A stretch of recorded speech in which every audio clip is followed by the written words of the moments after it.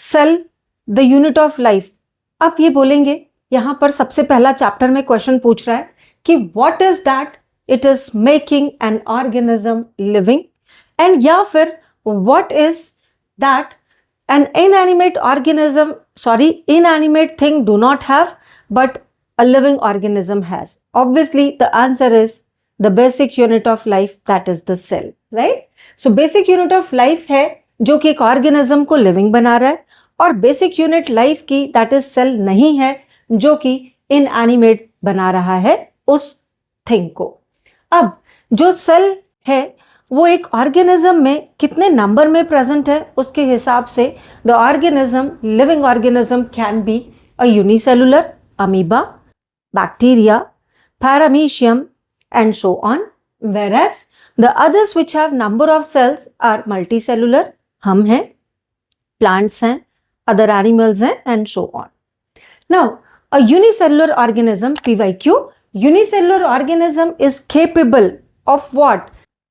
Independent existence, है ना? Amoeba को आप एक जगह पर रख देंगे, अलग से ही वो अपना एक सिंगल सेल हर सारे काम कर रहा है लाइफ प्रोसेसेस के, राइट? तो digestion, I mean nutrition, excretion and so on. इसी तरह से वो क्या कर रहा है? Perform the essential functions of the life.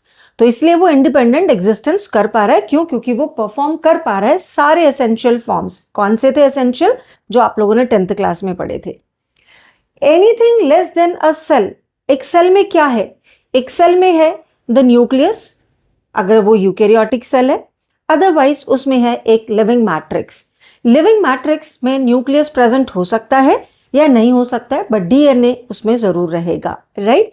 तो एनीथिंग इस सेल से जो भी कम रहेगा वो क्या होगा?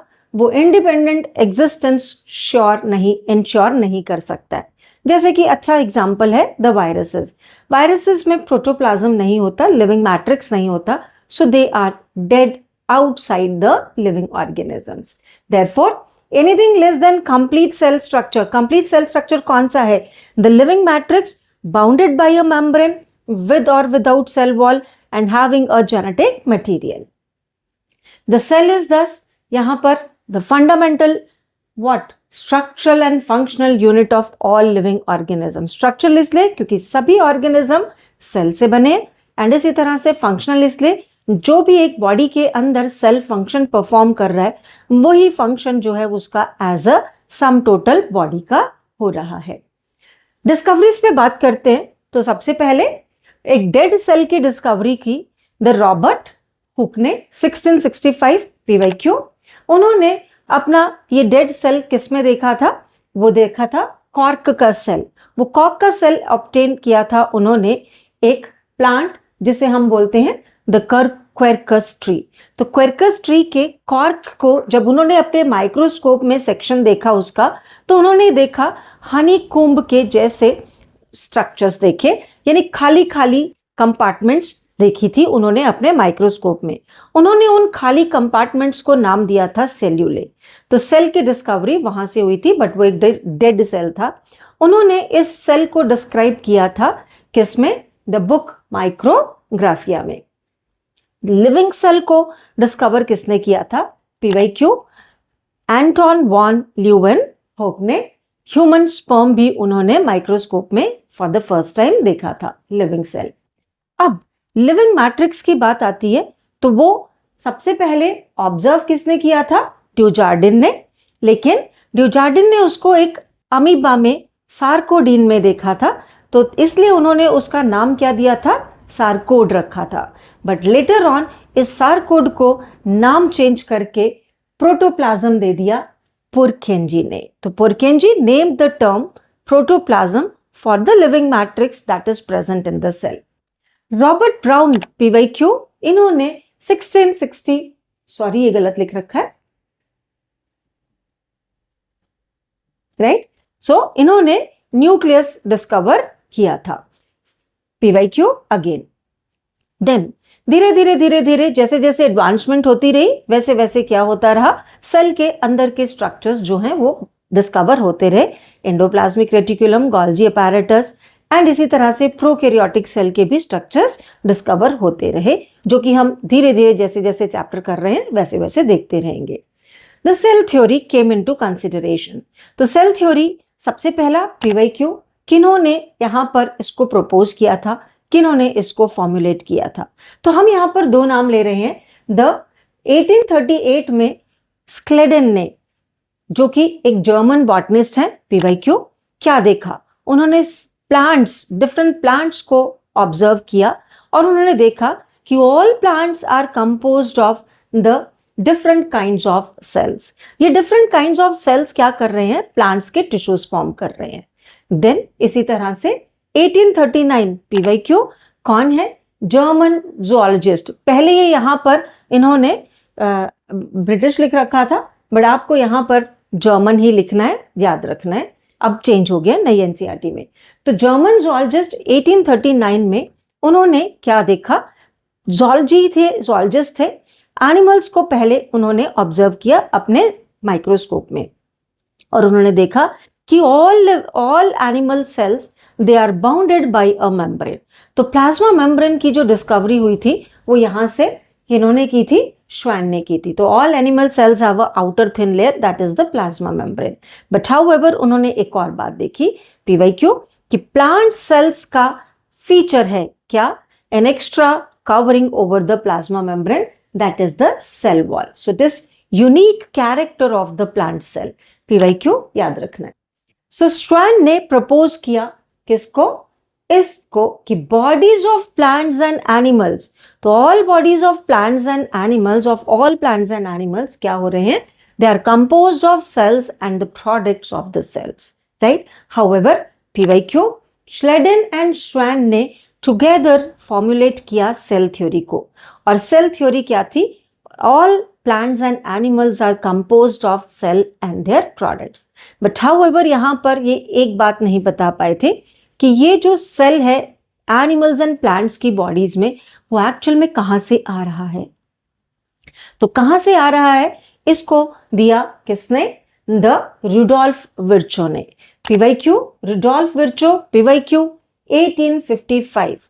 इन्होंने बोला ओमनी सेल्यूला ई सेल्यूला, that means cell arise from pre existing cell.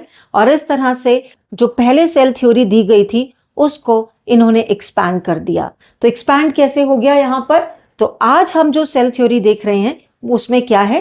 पहला, all living organisms are composed of cell and their products, and second, all cells arise from pre existing cells. PYQ है जो मैंने बोला, ध्यान रखना है। अब यहाँ पर अगर हम इन सेल्स को पढ़ने की कोशिश करेंगे तो एनिमल सेल्स को पढ़ने के लिए आइडियल मटेरियल कौन है? 9th में याद करो, प्रैक्टिकल्स में किया था the human cheek cells, right?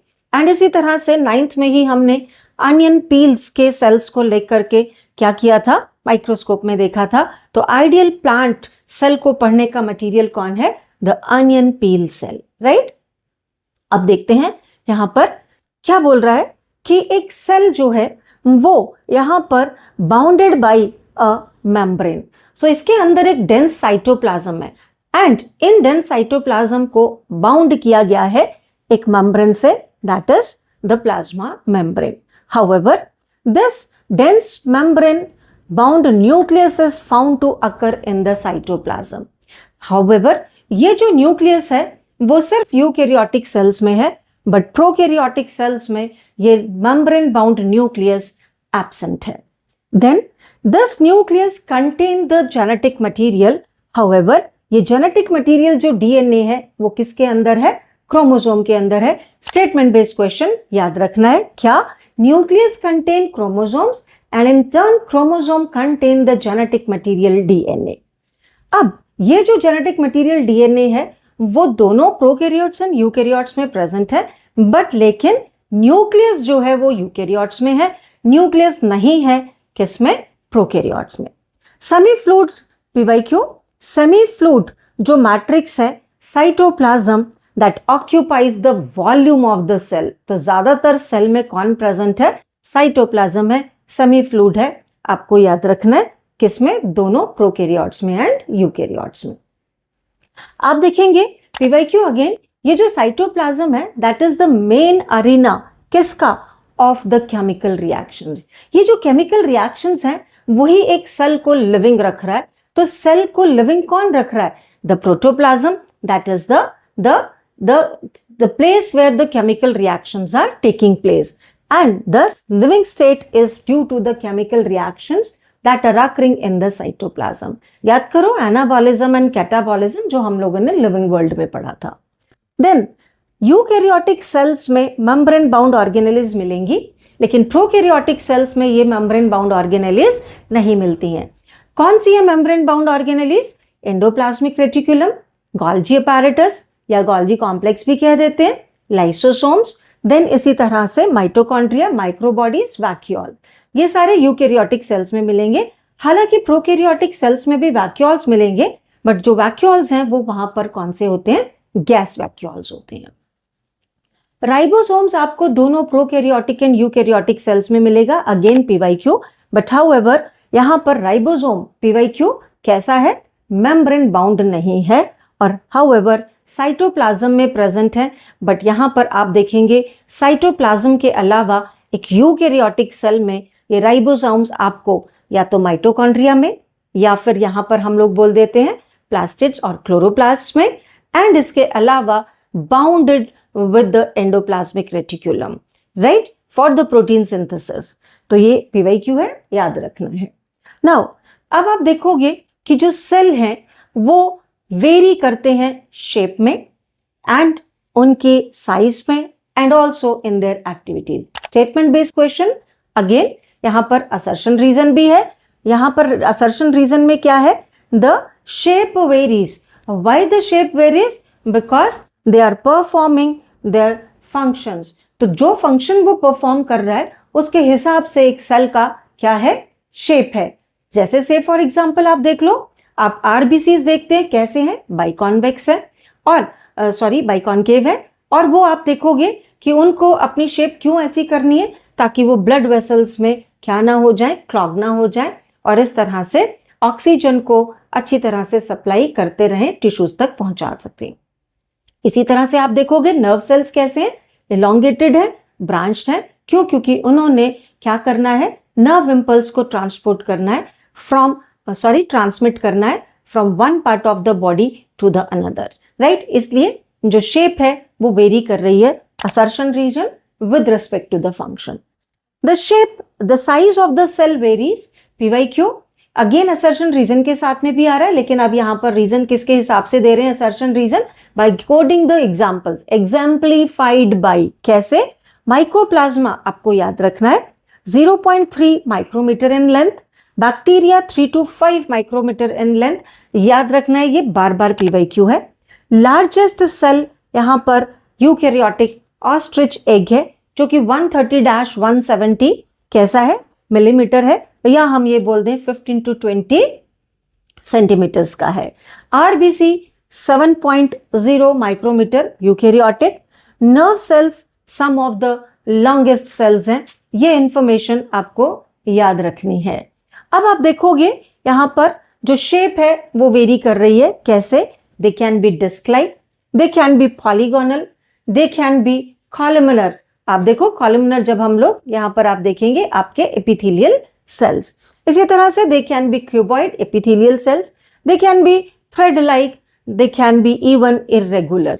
Fine, तो आप जैसे जैसे 11th पढ़ते रहते हैं आप अलग अलग तरह की इंफॉर्मेशन इन सब के बारे में जानते रहेंगे, आपको याद रखना है। सो वहां पर अगेन हमने बोला था अभी कि जो शेप है that varies with the function they perform. अब हम बात करेंगे सारी चीजें एक प्रोकैरियोटिक सेल की। Prokaryotic cell PYQ represented by what, the bacteria, blue green algae, mycoplasma and PPLO. PPLO pleuropneumonia like organisms, generally smaller होते हैं यूकैरियोटिक सेल्स के मुकाबले में, बोला है इसको, multiply more rapidly, again eukaryotic के हिसाब से, and they also vary in shape and size. PYQ बार बार, इनकी जो शेप है 4 बेसिक शेप्स में ये आपको मिलेंगे। हम लोगों ने मोनेरा में भी पढ़ा था, कौन सी basic shapes, the Bacillus rod shaped, the coccus the spherical shape, the vibrio comma shaped and the spirillum spiral shaped. Now आपको another PYQ statement based question, fundamentally similar होते हैं कौन, ये prokaryotic cells, although they have variety of shapes and functions. तो चाहे इनमें बहुत सारी variety and functions होंगे, but फिर भी क्या हो रहे हैं, ये cells fundamentally similar हैं. बार बार statement based. अब आप देखोगे कि एक बैक्टीरियल सेल को लेकर के हमने इस खास प्रोकैरियोटिक सेल की बात की है. द प्रोकैरियोटिक सेल, अब statement based question, again PYQ, all पे ध्यान देना है. ऑल हैव सेल वॉल, कौन, द प्रोकैरियोटिक सेल. तो ये स्टेटमेंट प्रोकैरियोटिक सेल के लिए बोला है, all prokaryotic cells have cell wall. लेकिन एक्सेप्शन है यहां पर mycoplasma, they do not have cell wall. हम लोगों ने अगेन मोनेरा में पढ़ा था. आप देखेंगे यहां पर अब हम जो बातें बोल रहे हैं वो most prokaryotic cell, but taking into consideration the bacterial cell that is E coli, हम लोग उसके साथ में अब बाकी की बातें कर रहे हैं. बट हाउएवर ई कोलाई नहीं, लेकिन स्पेसिफिकली बैक्टीरियल सेल को लेकर के चल रहे हैं. तो पहला, almost bacterial cells they are covered by a chemically complex cell envelope. बार बार पीवाईक्यू, केमिकली सेल जो ये कॉम्प्लेक्स सेल एनवेलप है, वो अगर हम एक साथ बोलेंगे तो एनवेलप बोल रहे हैं, बट अपने आप में ये 3 टाइटली एसोसिएटेड लेयर्स के साथ में बनी है. और वो 3 टाइटली एसोसिएटेड लेयर्स कौन सी हैं, the glycocalyx, then the cell wall and a plasma membrane. बाहर से अंदर आएंगे तो सबसे बाहर ग्लाइकोकैलिक्स, उसके बाद inner to it the cell wall and then inner to it the plasma membrane. tightly associated है. तीनों आपस में मिल करके क्या बोल रहे हैं हम लोग, सेल एनवेलप. अब as a unit cell envelope का काम क्या है, ये प्रोटेक्टिव यूनिट है. PYQ, but however each layer has distinct function. statement based question. now आप देखोगे जो ग्लाइकोकैलिक्स है वो क्या है, वो एक स्लाइमी लेयर, वो एक शीथ है म्यूसिलेज की. लेकिन हाउएवर ये किसकी बनी है, पॉलीसैकेराइड्स की बनी है. This glycocalyx is in different bacteria are of different types. Say for example कुछ बैक्टीरिया में ये होती है लूज स्लाइमी, लेकिन कुछ बैक्टीरिया में ये कैसी होती है, थिक एंड टफ. जिनमें ये थिक एंड टफ होती है वो बैक्टीरिया कहलाते हैं the capsulated and the layer is called capsule. और जिनमें ये कैसी होती है, लूज म्यूसिलेज होता है, दैट आर नॉन कैप्सुलेटेड. जो कैप्सुलेटेड बैक्टीरिया होते हैं वो डिजीज कॉजिंग होते हैं, वायरुलेंट होते हैं, वेयरएज नॉन कैप्सुलेटेड जो होते हैं वो नॉन वायरुलेंट होते हैं. को कैप्सूल क्या कर रहा है, उसको एक एडिशनल प्रोटेक्शन प्रोवाइड कर रहा है बैक्टीरिया को. अब ग्लाइकोकैलिक्स का फंक्शन क्या है, ग्लाइकोकैलिक्स का फंक्शन है कि वो एक बैक्टीरिया को डेसिकेट होने से बचाता है. तो प्रिवेंट डेसिकेशन और dryness of the bacterial cell. Inner to it is the cell wall. Cell wall किसकी बनी है, सेल वॉल बनी है पेप्टिडोग्लाइकन, और एनसीईआरटी की लाइंस के बाद साथ बोलेंगे तो polysaccharides with amino acid chains. Right. अब पॉलीसैकेराइड्स यहां पर कौन है, पॉलीसैकेराइड्स हैं यहां पर the NAM and NAG.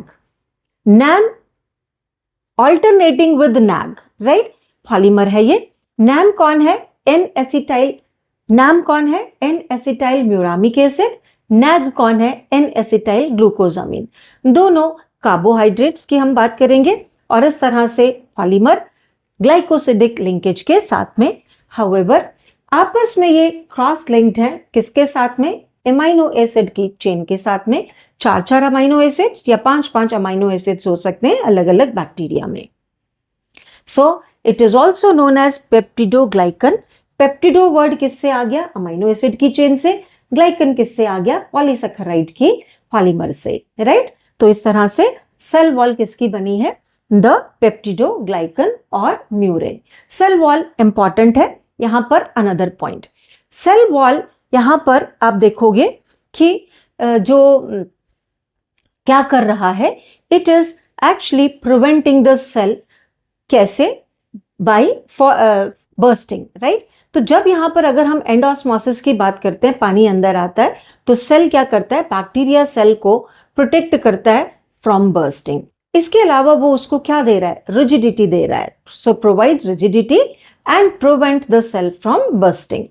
Another important चीज हम बोलते हैं कि based on PYQ, based on differences in cell envelopes, cell wall याद नहीं रखना है, सेल एनवेलप्स बात करना है, आप याद करो सेल एनवेलप वहां पर, बट एक्चुअल में सेल एनवेलप में ये फीचर किसका होता है, सेल वॉल का रहता है। तो base difference in cell envelope किसके हिसाब से, स्टेनिंग में किस तरह से एक बैक्टीरिया सेल रिस्पॉन्ड कर रहा है। जैसे आप देखो कि जब हम एक बैक्टीरियल सेल को लेते हैं और हम उसमें क्या करते हैं, स्टेनिंग करते हैं। स्टेनिंग किसने डेवलप की थी, यहां पर की थी ग्राम ने, क्रिश्चियन ग्राम ने, इसीलिए इसको हम ग्राम स्टेनिंग भी कहते हैं।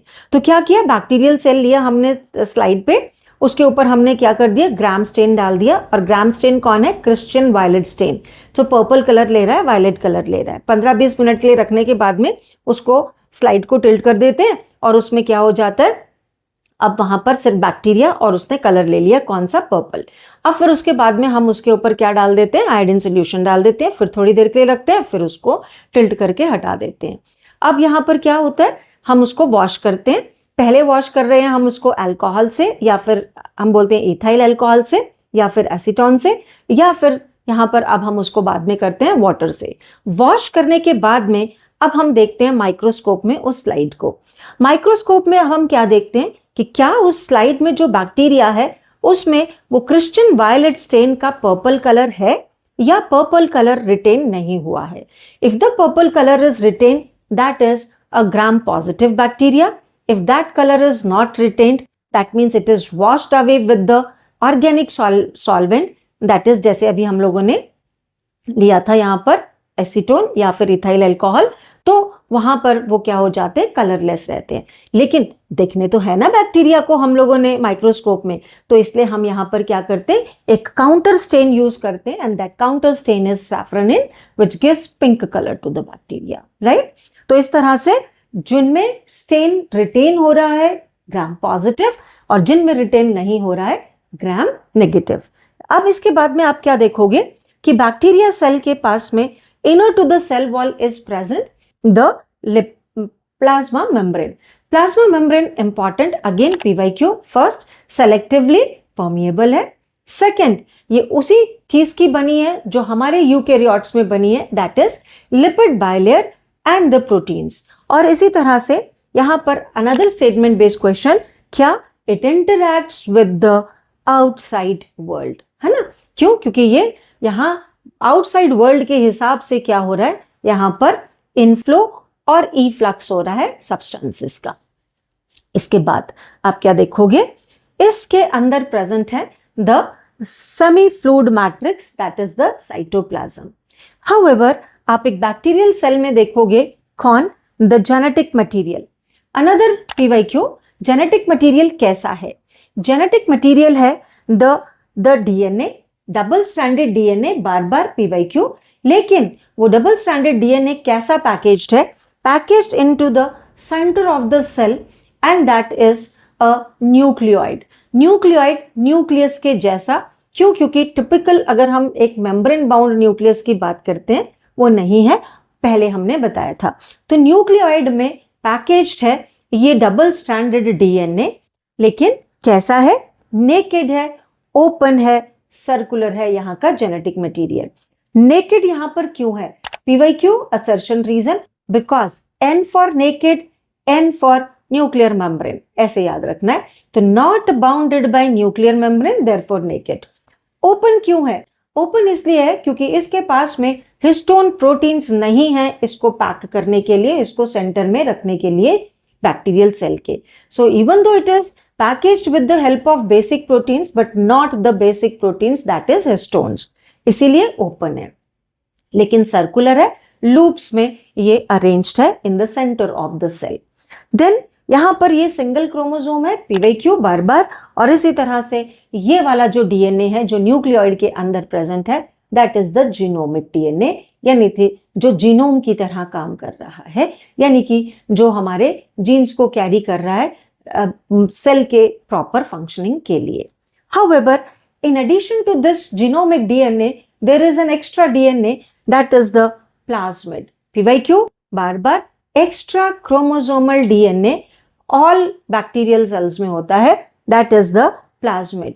Plasmid कैसा है? वो भी double stranded DNA है, वो भी circular है, but it can be linearized, right? हम लोग बायोटेक्नोलॉजी में 12th क्लास में देखेंगे कि इसको हम किस लिए यूज में लेके आ रहे हैं. But however, it PYQ statement based question क्या? पहला ये एक्स्ट्रा क्रोमोसोमल डीएनए और दूसरा ये कि ये क्या कर रहा है, एक बैक्टीरियल सेल को यूनिक फिनोटाइप प्रोवाइड कर रहा है. यूनिक फिनोटाइप कैसे? अगर एक बैक्टीरिया में प्लाज्मिड है, कौन सा? निफ प्लाज्मिड, तो वो क्या कर पा रहा है? नाइट्रोजन फिक्सेशन कर पा रहा है. तो सभी बैक्टीरिया नाइट्रोजन फिक्स नहीं कर सकते हैं, सिर्फ वो कर पाएगा जिसके पास में निफ प्लाज्मिड है. दैट मीन्स वो प्लाज्मिड जिसमें नाइट्रोजन को फिक्स करने वाली, यहां पर एंजाइम को कोड करने वाली जीन्स हैं. सेकेंड, इसी तरह से यहां पर है आर प्लाज्मिड वाला. आर प्लाज्मिड वो है जो एक बैक्टीरिया को क्या कर रहा है? एंटीबायोटिक से रेजिस्टेंस दे रहा है. इसी तरह से यहां पर आपको मिलेगा the F plasmid. F plasmid वो बैक्टीरिया रहेगा जिसमें प्लाज्मिड के पास में जीन्स हैं फर्टिलिटी फैक्टर को बनाने वाली, और जिसके पास में फर्टिलिटी फैक्टर वाला प्लाज्मिड है वो क्या कर पाएगा? पिलाई फॉर्म कर पाएगा, जैसे हम लोगों ने मोनेरा में पढ़ा था रिप्रोडक्शन में. इसी तरह से there are certain ones which have call plasmid.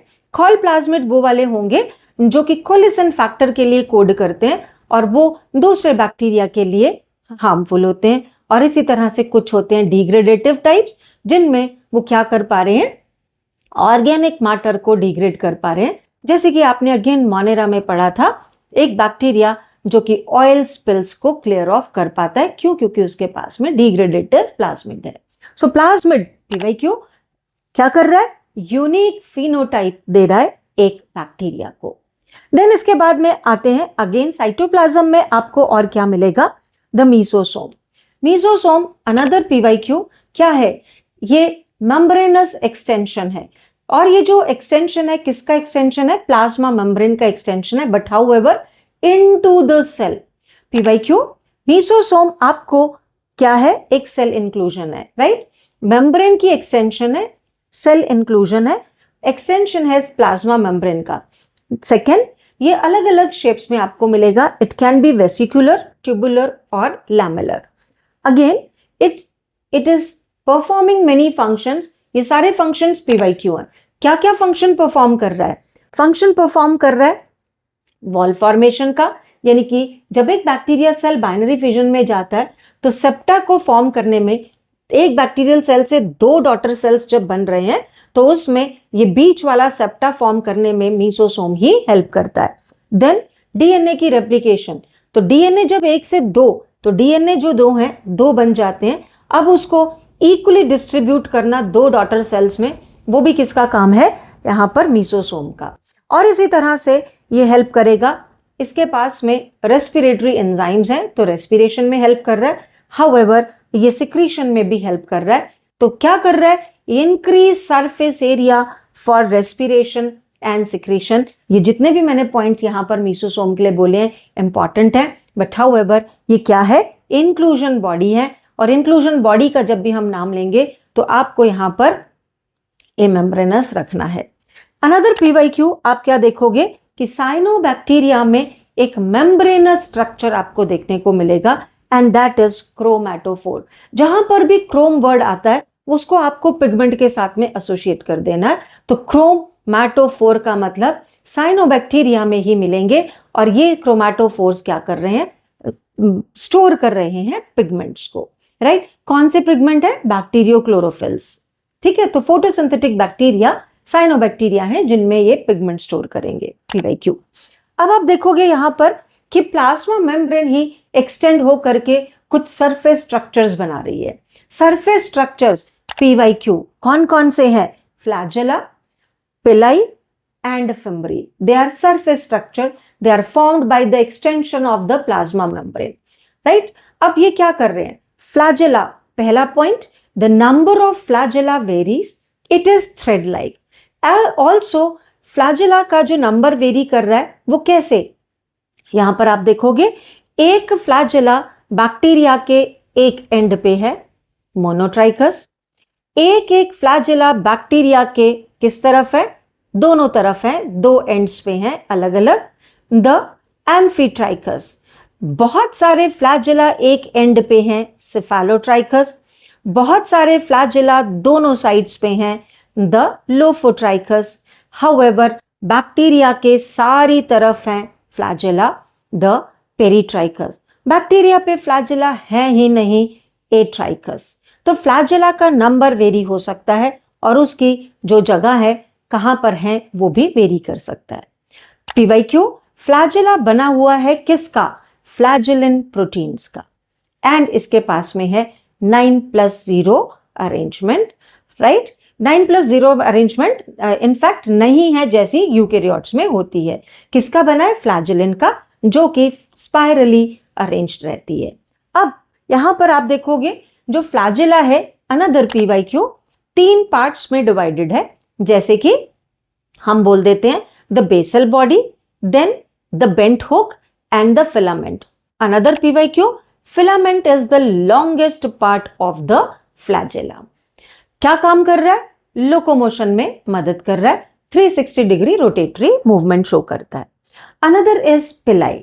पिलाई पहला इंपॉर्टेंट पॉइंट, प्रोटीन पिलिन से बना है। दूसरा important point, hair like structure है।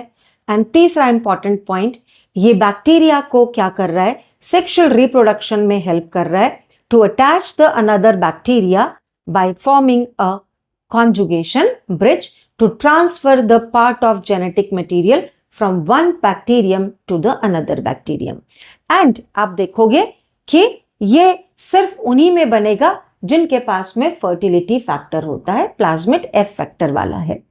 देन फिम्ब्री, फिम्ब्री एक सेल में आपको 200 to 400 मिलेंगे, नंबर इनका बहुत ज्यादा है। हाउएवर पीवाईक्यू, ये किसका बना है, प्रोटीन पिलिन का बना है, और यहां पर ये पीवाईक्यू की हेल्प करता है बैक्टीरिया को अटैच करने के लिए सबस्ट्रेटम के साथ में। सबस्ट्रेटम कुछ भी हो सकता है, वो एक रॉक भी हो सकता है, वो एक सॉइल भी हो सकता है, वो आपका इंटेस्टाइन का सेल भी हो सकता है। देन इसके अंदर आपको मिलेंगे राइबोसोम्स। जो राइबोसोम्स हैं वो यहां पर ए मेम्ब्रेनस हैं, जैसे हमने पहले भी बोला। ए मेम्ब्रेनस राइबोसोम्स बैक्टीरिया के छोटे होते हैं, स्मॉलर होते हैं, एंड ये स्मॉलर राइबोसोम्स जो होते हैं वो 2 सब यूनिट्स के बने हैं, the 30S and the 50S। दोनों ही सब यूनिट्स किसकी बनी हुई होती हैं, RNAs एंड प्रोटीन्स की। So they are ribonucleoproteins, right. अब यहां पर आप देखोगे कि राइबोसोम्स कई बार क्या होते हैं, तो ribosomes they are the structures where proteins are synthesised. यहां पर आप देखोगे कि कई बार राइबोसोम्स क्या होते हैं, नंबर ऑफ इकट्ठे जुड़ जाते हैं किसके साथ में, एक मैसेंजर आरएनए के साथ में, टू फॉर्म अ पॉलीराइबोसोम और अ पॉलीसोम। ये पॉलीराइबोसोम बनाने का मतलब क्यों है, इसलिए क्योंकि जो एक प्रोटीन एक अमाउंट में बन रही थी एक राइबोसोम में, अब उसी की number of copies, so amplification of the protein is because of the polyribosome। आगे देखेंगे यहां पर कि एक बैक्टीरियल सेल में आपको इंक्लूजन बॉडीज मिल रही हैं। इंक्लूजन बॉडीज के नाम पर आपको क्या मिलेंगे, द फॉस्फेट ग्रैन्यूल्स स्टोर करने वाले, इसी तरह से ग्लाइकोजन स्टोर हो सकता है, इसी तरह से साइनोफाइसियन स्टार्च हो सकता है स्टोर। बट हाउएवर ये इंक्लूजन बॉडीज पीवाईक्यू ए मेम्ब्रेनस है। पीवाईक्यू अनदर स्ट्रक्चर आप देखोगे कि कुछ बैक्टीरिया में, कौन से में, लेकिन फोटोसिंथेटिक बैक्टीरिया में, फोटोसिंथेटिक बैक्टीरिया में आपको गैस वैक्यूल्स मिलेंगे, और ये गैस वैक्यूल्स किसमें, ब्लू ग्रीन एल्गी, इसके अलावा purple bacteria and green sulphur bacteria में मिलेंगे। एंड यहां पर ये बैक्टीरिया में क्या कर रहे हैं, बॉयंसी को मेंटेन करने में मदद कर रहे हैं।